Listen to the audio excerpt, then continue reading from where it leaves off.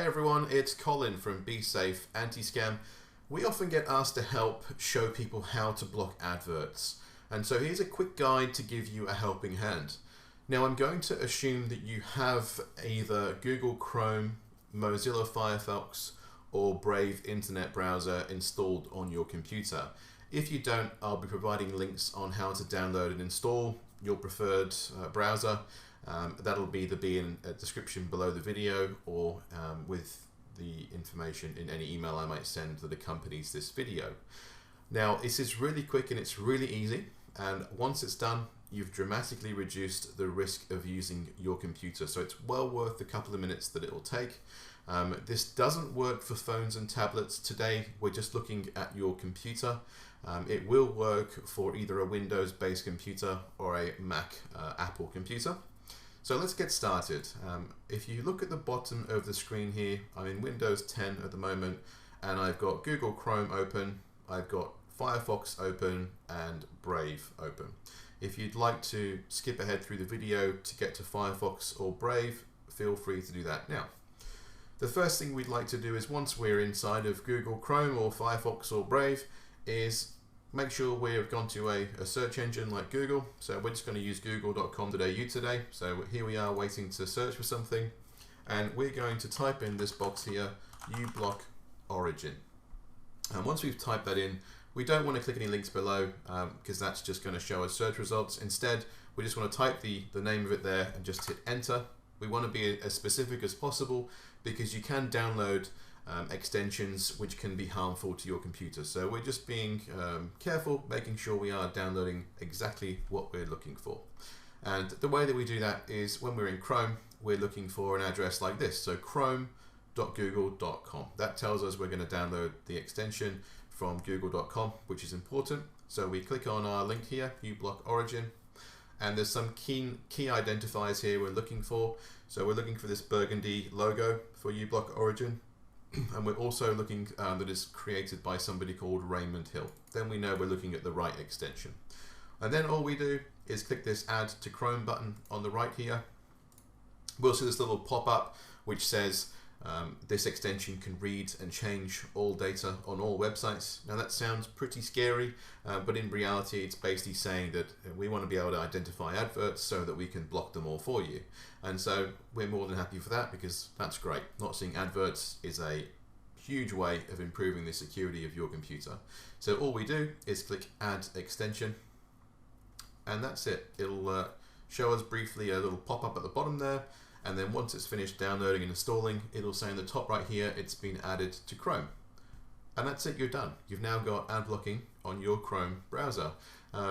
Just, I guess for information's sake, we've been using this add-on for quite a few years now, and so we generally trust this add-on pretty well, and it's definitely got the best reputation out there for blocking adverts, and it's free, it's passive, it doesn't need you to do anything, it just sits there running in the background.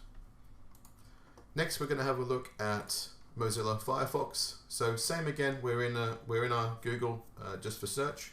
The top here is going to google.com, and then in our search in the middle we're going to type in uBlock Origin and just hitting enter on our keyboard.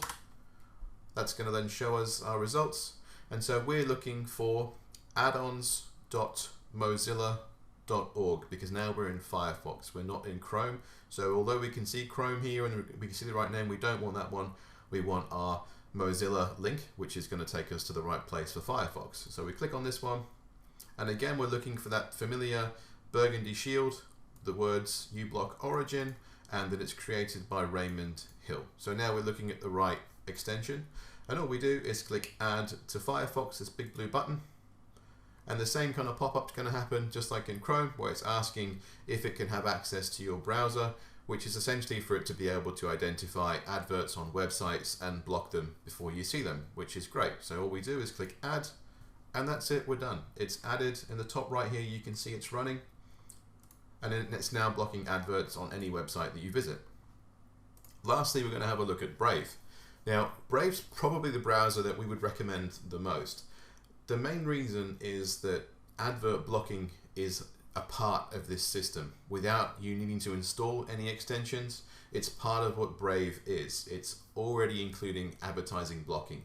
So from that point of view, it's the easiest to download and install and to be automatically protected.